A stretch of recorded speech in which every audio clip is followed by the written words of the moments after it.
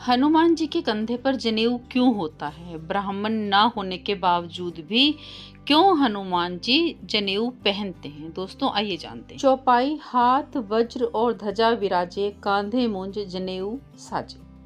हनुमान जी हाथ में एक वज्रास्त्र और एक ध्वज लिए हुए हैं।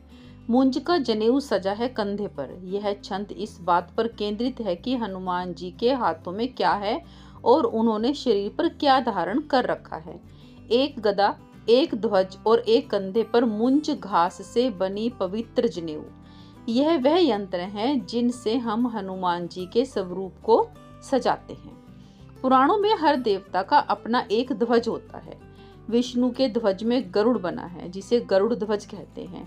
शिव जी का भी एक ध्वज है जिसमें बैल का चित्र बना हुआ है, जिसे वृषभ ध्वज कहा जाता है। इसी प्रकार हनुमान जी के हाथ में भी एक ध्वज है।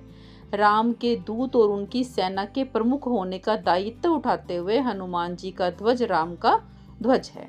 हनुमान के हाथों में इंद्र का अस्त्र और राम का ध्वज दोनों का होना यह दिखाता है कि उनकी पदवी पहले के वैदिक देवराज इंद्र से बड़ी है, लेकिन वह बाद के पौराणिक पृथ्वी पर अवतरित भगवान राजा राम की सेवा कर रहे हैं। हनुमान का जनेऊ उन्हें द्विज यानी 2 बार जन्म सिद्ध करता है। हिंदू मान्यताओं के अनुसार हमारे 2 जन्म होते हैं। पहले शारीरिक जन्म होता है, फिर मनोवैज्ञानिक जन्म होता है। शारीरिक, जब हम माँ की कोख से मानव संस्कृति में जन्म लेते हैं। हमारी नाभि हमें माता के गर्भ में अपने अस्तित्व की याद दिलाती है। हिंदू संस्कृति में कानों का छीदा होना मानव संस्कृति को दर्शाता है। वैसे ही जैसे अन्य संस्कृतियों में गोदने या फिर दांत भरने की प्रथा होती है। हमारा मनोवैज्ञानिक जन्म तब होता है जब हम किसी को गुरु मानते हैं, जो हमें वेदों के राज बताता है।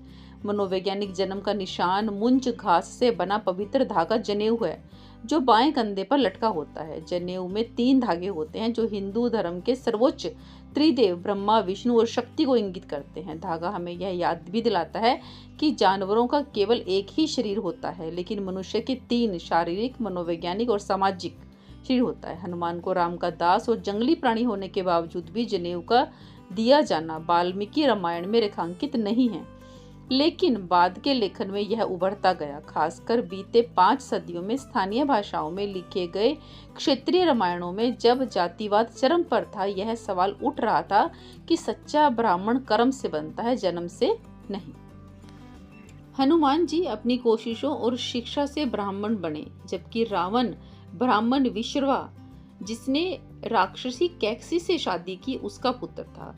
वेदों ने हनुमान को जानवर से इंसान में बदल दिया। उसे वह ज्ञान और संवेदना दी कि वह बिना किसी लालच के किसी को उसकी खोई हुई पत्नी को तलाशने में सहायता करे। इसके विपरीत मनुष्य होने के बावजूद भी रावण अत्याचारी बन अपने आनंद के लिए किसी दूसरे आदमी की पत्नी को पकड़ लेता है।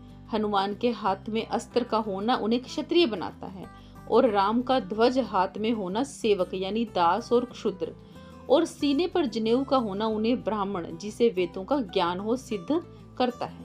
यानी वैदिक समाज वर्ण के उच्चतम और निम्नतम पड़ाव हनुमान में समाहित है।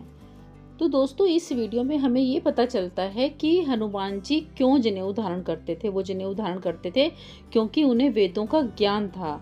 उन्होंने मनोवैज्ञानिक और शारीरिक दोनों जन्म लिए थे। उन्हें वेदों का ज्ञान होने की वजह से ही वो ब्राह्मण भी कहलाए। इसीलिए उन्हें जनेऊ धारण करने की आज्ञा थी और वो जनेऊ धारण करते थे। दोस्तों वीडियो अच्छा लगा हो तो लाइक शेयर करें, चैनल को सब्सक्राइब कर लें, बेल आइकन को दबा के ऑल पे सेट कर लें। हमेशा खुश रहें, हमेशा स्वस्थ रहें। वीडियो देखने के लिए आपका बहुत बहुत शुक्रिया।